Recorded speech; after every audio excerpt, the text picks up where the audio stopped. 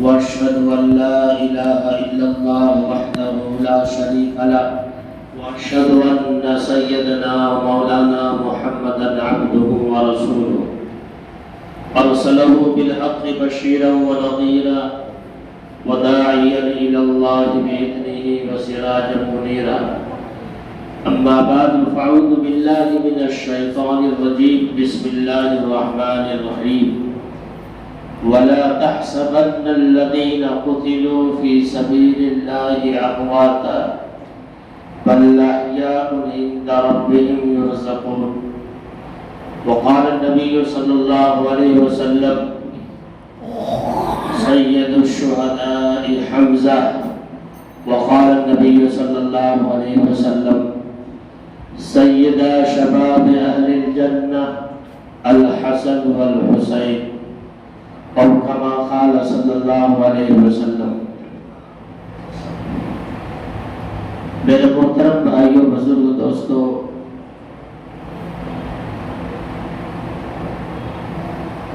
اگر اسلام کی تاریخ اور تاریخ اسلام کا مطالعہ کیا جائے تو یہ بات سمجھ میں آتی ہے کہ اسلام کے پودوں کی آبیاری کے لیے اور اس اسلام متین کے چمنستان کے لیے بڑے بڑے شہداء نے اسلام کے خاطر خون سے اس کی آبیاری کی ہے اور اس کی دیکھ ریکھ کی ہے۔ اگر ان تمام شہداء اسلام کا تذکرہ کیا جائے تو شاید کوئی مہینہ کوئی دن خالی ہو جس میں یہ خونی واردات پیش نہ آئے ہوں،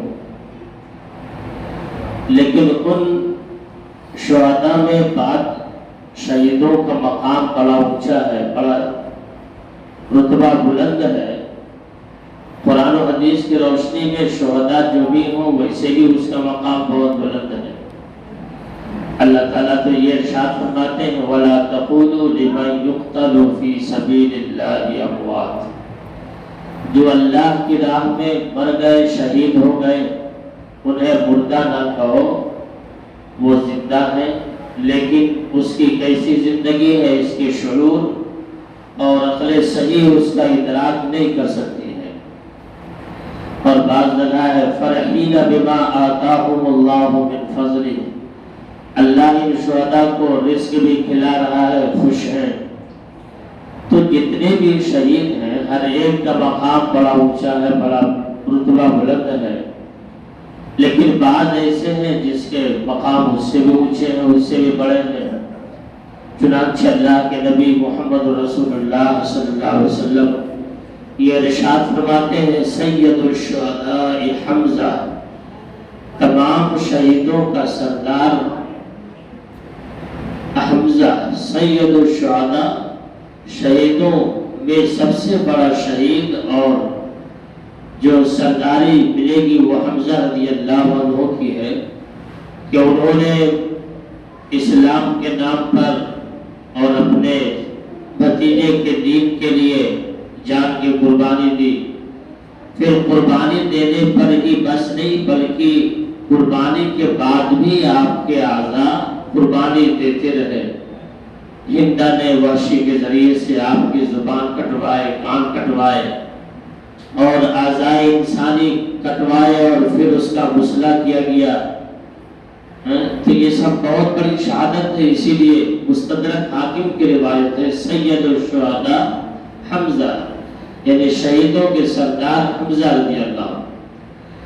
پھر ایک دوسری شہادت بہت بڑی شہادت ہے جس کے بارے میں اللہ کے نبی فرماتے ہیں سیدہ شباب اہل الجنہ الحسن والحسین، یعنی جنتی نوجوانوں کے سردار حضرت حسن اور حسین رضی اللہ تعالیٰ۔ تو ان کا بھی واقعہ مظلومانہ شہادت ہے اور دھوکے میں لا کر ان کو شہید کیا گیا ہے۔ چنانچہ کوفہ میں رہنے والے، کوفہ میں بسنے والے اس کو کوفی کہا جاتا ہے، جیسے ہم اور آپ براما میں ہیں تو براوی کہا جاتا ہے۔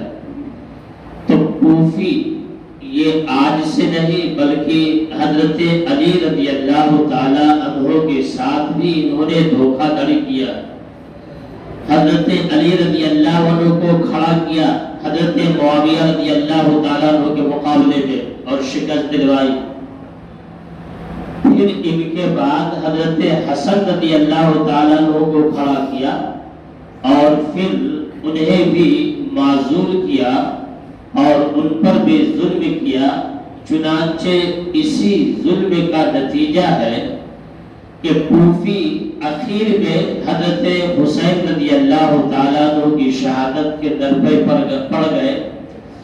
اور پھر وہ ہوا جو آپ حضرات جانتے ہیں 10 محرم 61 ہجری اور 10 اکتوبر 680 عیسوی کو پیش آیا. تو تاریخ کا اگر مطالعہ کیا جائے تو تاریخ واقعہ کربلا کو بیان کرنے میں بہت تضاد رکھتا ہے، اپنے میں بہت ٹکراؤ رکھتا ہے. اس کی وجہ یہ ہے کہ حضرت حسین رضی اللہ تعالیٰ عنہ کی شہادت 61 ہجری میں پیش آئی. اب آپ یوں سمجھیں جیسے 2022 ابھی ہے اور اس حساب سے 10 اکتوبر 680 عیسوی 10 اکتوبر 680 عیسوی ابھی 2022 ہے. تو حضرت حسین رضی اللہ عنہ کی جو شہادت پیش آئی ہے 300 سال کے بعد تاریخ اور ہسٹری لکھی گئی.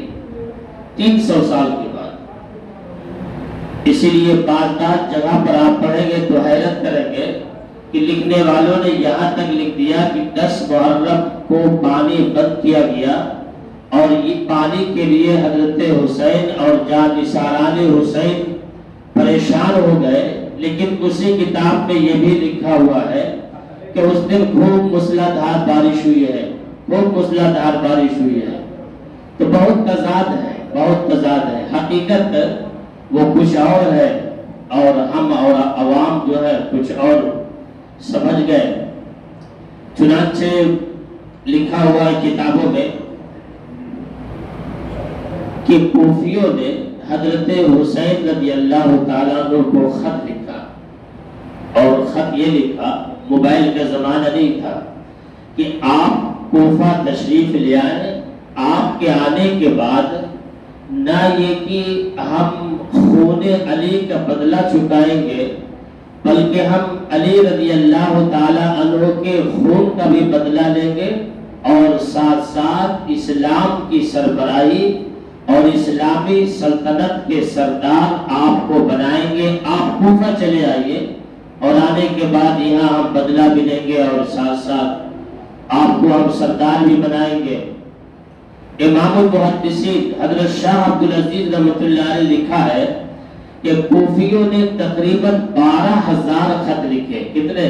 2 4 5 نہیں، 12,000 خط لکھے کہ آپ کوفہ تشریف لے آئے، کوفہ تشریف لے آئے. چنانچہ پر ایک بات سمجھ لیں، اس وقت حضرت معاویہ رضی اللہ تعالیٰ عنہ نے اپنے بیٹے کو ولی عہد بنا دیا، خلیفہ بنا دیا. کچھ ان کی عادات وغیرہ ٹھیک تھی باپ کے زمانے میں، لیکن جب حضرت معاویہ رضی اللہ تعالیٰ عنہ فوت ہو گئے تو یزید کو یوں سمجھے وزیر اعظم، بھارت کے لیے وزیر اعظم. اور پھر بہت سارے صوبے اسٹیٹ ہوتے ہیں، کہیں کا کوئی وزیر اعلیٰ ہے، کہیں کا کوئی وزیر اعلیٰ ہے. تو یہ وزیر اعظم بن گئے یزید. لیکن اسلام کہ امیر المومنین کے لیے جو خصوصیات اور جو اسپیشل چیزیں چاہیے وہ یزید کے اندر موجود نہیں تھی. مثال کے طور پر یزید نمازوں کو ضائع کرنے والا، یزید کبوتر لڑانے والا، یزید کتوں کو لڑانے والا اور مجلس میں بیٹھ کر نماز کے وقت کو ضائع کرنے والا. یقیناً یہ وہ چیزیں ہیں جو ایک امیر المومنین کی شان کے خلاف ہے. تو یزید نے اپنی طاقت کا استعمال کیا، بہت سارے صحابی بھی آپ کے ہاتھ پر بیعت ہو گئے. لیکن مدینے میں اس وقت بڑے بڑے صحابی جیسے حضرت عبداللہ بن عمر، حضرت عبداللہ بن زبیر اور اسی طرح سے حضرت حسین ابن علی رضی اللہ تعالیٰ عنہ، تو یزید نے چاہا کہ حضرت حسین رضی اللہ تعالیٰ عنہ یہ بہت اونچے خاندان اور بہت ہی عز و شرف اور اسی طرح سے بہت ہی عالی مرتبت، بہت ہی عالی مقام رکھتے ہیں، اس لیے ان کو بیعت پر مجبور کرنا ایسا ہی ہے جیسے سارے خلقت خدا کو اپنے ہاتھ پر بیعت کے لیے آمادہ کر دیا۔ تو حضرت حسین رضی اللہ تعالیٰ عنہ نے فرمایا کہ میں ایسے ہاتھ پر بیعت نہیں کرتا جو امیر المومنین کے لائق نہ ہو، لہذا ہم ایسوں کے ہاتھ پر بیعت کرنے کے لیے تیار نہیں ہیں۔ چنانچہ اس کے لیے کوفیوں کو تیار کیا گیا، خطوط لکھے۔ حضرت حسین رضی اللہ تعالیٰ عنہ کوفہ روانہ ہونے سے پہلے اپنے چچیرا زاد بھائی حضرت مسلم بن عقیل رضی اللہ تعالیٰ عنہ کو بھیجا کہ آپ جائیے اور کوفہ میں دیکھیے کہ کیا حال ہے وہاں کا، اور جو کوفی کہہ رہے ہیں وہ صحیح بھی ہے یا پھر کچھ اور بات ہے، ظاہر میں کچھ باطن میں کچھ ہے۔ تو حضرت حسین رضی اللہ عنہ نے مسلم بن عقیل کو تحقیق حال کے لیے، تفتیش حال کے لیے کوفہ روانہ کیا۔ چنانچہ آپ روانہ ہوئے، آپ کے ساتھ ساتھ دو ننھے بچے بھی شامل ہو گئے۔ آپ لے جانا نہیں چاہتے تھے لیکن شامل ہو گئے، بہرحال ابن زیاد نے اسے بھی شہید کر دیا۔ تو آپ روانہ ہوئے۔ اگر غور سے دیکھا جائے تو واقعہ کربلا کی یہی دو چیز ہے، اگر اس کو سمجھ لیا جائے تو پورے واقعہ کربلا اسی دو چیزوں کے ارد گرد گھومتے ہیں۔ ایک ہے کوفیوں کا دھوکہ اور دوسرے ابن زیاد کا ظلم ہے۔ بس کوفیوں کا دھوکہ، دوسرے ابن زیاد کا ظلم ہے، یہی دو چیزیں ہیں جو واقعہ کربلا کے سارے واقعات گردش کرتے ہیں اور گھومتے ہیں۔ اگر انہی دونوں ہاتھ کو شروع میں پکڑ لیا جائے تو یقیناً ظالم کو کیفر کردار تک پہنچایا جا سکتا تھا، لیکن ایسا کچھ نہیں ہوا۔ بہرحال مسلم بن عقیل رضی اللہ عنہ جیسے کوفہ پہنچے تو کوفی لوگ محب اہل بیت اور محب حسین کے نعرے بڑے زوردار لگائے اور بہت زبردست استقبال کیا، بہت زوردار سوالات کیا۔ یہی نہیں، ایک روایت کے مطابق 18,000 کوفی یا دوسری روایت کے مطابق 30,000 کوفی حضرت مسلم بن عقیل کے ہاتھ پر بیعت کر لیے، اور انہوں نے کہا کہ آپ حسین رضی اللہ عنہ کو خط لکھیں، وہ مدینہ سے کوفہ آ جائیں، مکہ سے مدینہ، مدینہ سے کوفہ آ جائیں، اور پھر ہم ان کے ہاتھ پر بیعت کریں گے اور پھر خون علی کا بدلہ لیں گے اور پھر جو ہے آپ کو سربراہی دی جائے گی۔ بہرحال جب حضرت مسلم بن عقیل نے دیکھا کہ حالات بڑے سازگار ہیں اور یہ سارے کوفی حضرت حسین رضی اللہ عنہ کے دم بھرنے والے ہیں، تو انہوں نے خط لکھا کہ آپ کوفہ تشریف لائیے، یہاں کے کوفی کے دل آپ کے ساتھ ہیں، نعرے بھی آپ کے ساتھ ہیں، آپ تشریف لے آئے۔ چنانچہ حضرت حسین رضی اللہ عنہ وہاں سے روانہ ہوئے ہیں۔ اس وقت بڑے بڑے صحابہ جیسے حضرت عبداللہ ابن عباس، عبداللہ ابن زبیر اور دوسرے صحابہ رضوان اللہ علیہ اجمعین نے منع کیا کہ آپ تشریف نہ لے جائیں، یہ کوفی دھوکے باز ہے، انہوں نے پہلے آپ کے والد حضرت علی رضی اللہ تعالیٰ عنہ کو دھوکہ دیا، پھر والد کے بعد آپ کے بھائی حضرت حسن کو دھوکہ دیا، لہذا امید زیادہ ہے کہ یہ کوفی آپ کے ساتھ بھی دھوکہ دیں گے اور یہ آپ پر بھی ظلم کریں گے۔ لیکن بہرحال آپ نے فرمایا کہ نہیں، جب ہم نے ارادہ کر لیا ہے تو یہ سفر چلتا رہے گا یہاں تک کہ قافلہ چل کر کربلا ہی کے پاس پہنچے گا، لہذا آپ چلتے رہے۔ خواتین بھی تھی اور ساتھ ساتھ بچے بھی تھے۔ حضرت حسین رضی اللہ عنہ تقریباً 72 ساتھیوں پر یہ قافلہ روانہ ہوا۔ چلتے چلتے راستے میں یہ خبر آئی کہ حضرت مسلم بن عقیل رضی اللہ عنہ کو شہید کر دیا گیا۔ جب مسلم بن عقیل کوفہ پہنچے تو اس وقت وزیر اعلیٰ تھے بہت نیک دل اور بہت اچھے انسان، نعمان بن بشیر کوفہ کے وزیر اعلیٰ تھے۔ تو دیکھا کہ حضرت حسین کے قاصد کی بڑی شہرت ہو رہی ہے، بڑی مقبولیت ہو رہی ہے، تو وزیر اعظم کے طور پر یزید نے دارالسلطنت سے جو نعمان بن بشیر کوفہ میں وزیر اعلیٰ تھے اس کو ہٹایا، معزول کیا، اور اس کی جگہ پر عبید اللہ ابن زیاد کو وزیر اعلیٰ بنایا، اور ساتھ ساتھ یہ ہدایت دے دی کہ مسلم بن عقیل کی بڑھتی ہوئی شہرت کو اور مقبولیت کو زوردار طریقے سے مٹا دیا جائے، اگر ضرورت پڑے تو مسلم بن عقیل کو شہید بھی کر دیا جائے۔ لہذا یہی وہ اشارے ہیں جو یزید کے ظلم کی طرف کرتے ہیں۔ بہرحال جب عبید اللہ ابن زیاد وہاں وزیر اعلیٰ بن گئے، ولی عہد بن گئے، تو انہوں نے ایک تقریر کی، بڑی زوردار تقریر، اور ایک ہی تقریر میں جتنے بھی کوفی مسلم بن عقیل کے ارد گرد گھیرا لگائے ہوئے تھے، اور جتنے بھی محب اہل بیت، محب حسین کے نعرے اور دعوے کرنے والے تھے، یہ سب کے سب تتر بتر ہو گئے، سب ادھر کے ادھر ہو گئے۔ جیسے بغلہ پر اگر آپ گولی چلائیں تو لگے نہ لگے، وہ 10-15 بہرحال تالاب میں گر ہی جاتے ہیں۔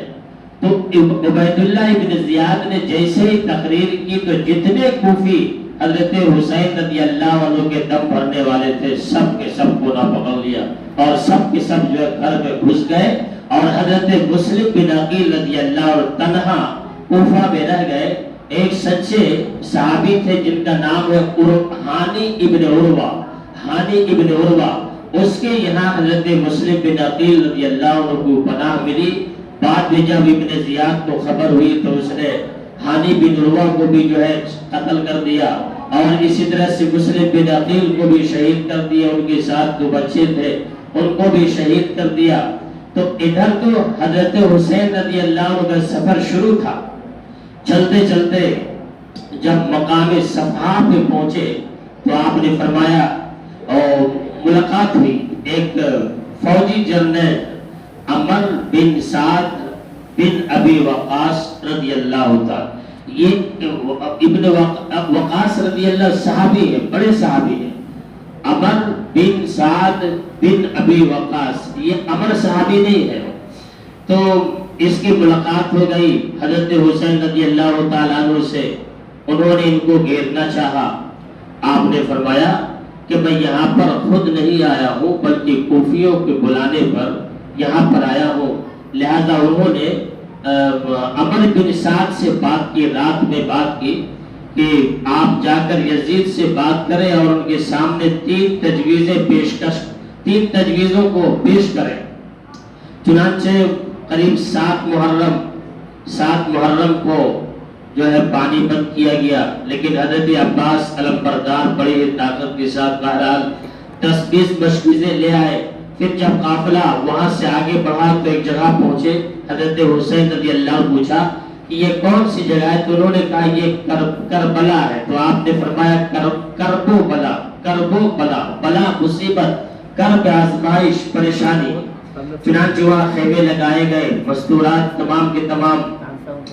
تو آپ نے ان کے سامنے 3 تجویز رکھی۔ ایک تو یہ کہ میں جہاں سے آیا ہوں مجھے واپس جانے دو، پہلی تجویز، جس کو قریب تمام مورخین نے لکھا ہے۔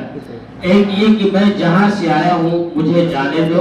دوسری تجویز یہ ہے کہ مجھے یزید سے براہ راست بات کرنے دو، یزید سے براہ راست بات کرنے دو۔ تیسری چیز یہ ہے کہ مجھے کفار کی سرحد پر بھیج دیا جائے، میں وہی لڑ کر وہی میں جان شہادت پالوں گا۔ یہ تو البدایہ والنہایہ کی عبارت ہے، لیکن ابن کثیر نے لکھا ہے کہ آپ نے فرمایا مجھے ترکوں کے مقابلے میں بھیج دو، میں وہی اپنی جان اللہ کی راہ میں قربان کر دوں گا۔ یہ 3 تجویز پیش کی۔ اس سے یہ بات سمجھ میں آئی کہ کہ حضرت امام حسین رضی اللہ تعالیٰ عنہ کا ارادہ کوئی جنگ کرنے کا نہیں تھا، ورنہ جنگ میں خاتون کو کیوں لے جاتے ہیں اور جنگ میں یہ تجویز کیوں پیش کی جاتی؟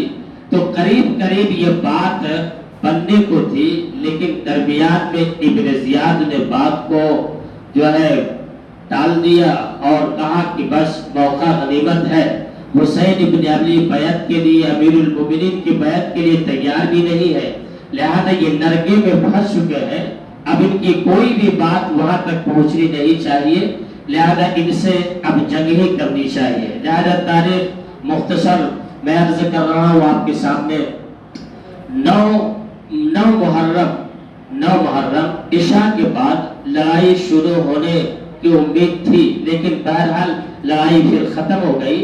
10 محرم فجر کی نماز کے بعد جنگ شروع ہوئی ہے کربلا کے میدان میں۔ 10 محرم 61 ہجری، 10 اکتوبر 680 عیسوی، 10 اکتوبر 680 عیسوی، تو فجر سے ظہر تک جنگ ہوئی ہے۔